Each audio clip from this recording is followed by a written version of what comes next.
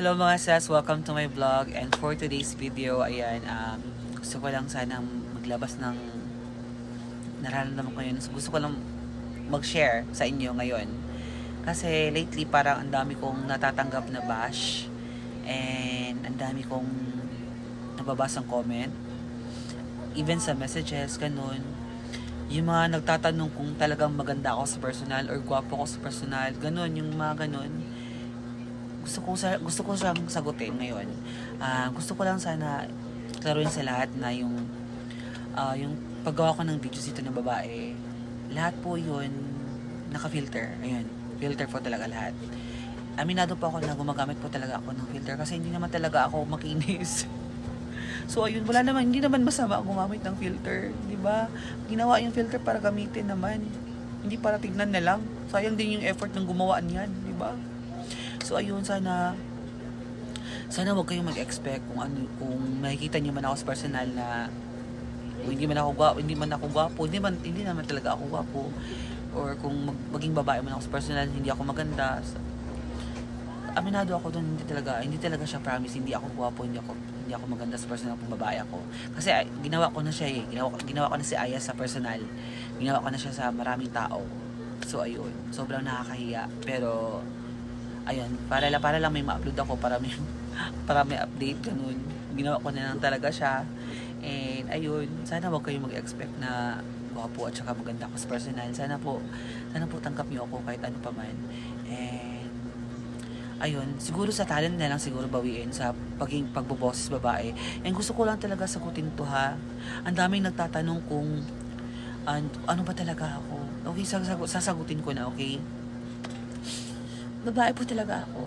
Joke lang mga sis.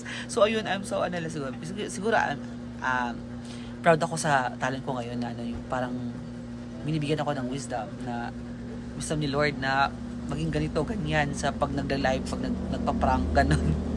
Tapos yung boses ko ngayon, talent to eh. Hindi lahat nakagawa nito eh. Kaya I'm so proud na kaya ko siyang gawin. Yung lalaki ngayon, babae naman. Parang ganun.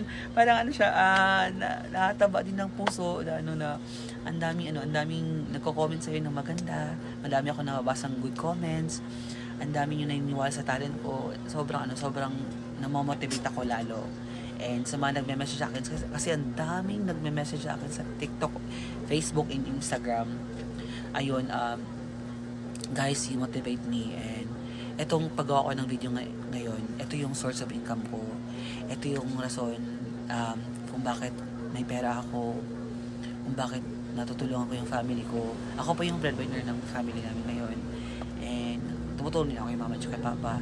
And the same time, sa mga pamangkin ko, ayun, malaking tulong talaga yung paggawa ko ng video, paggawa ko ng vlog.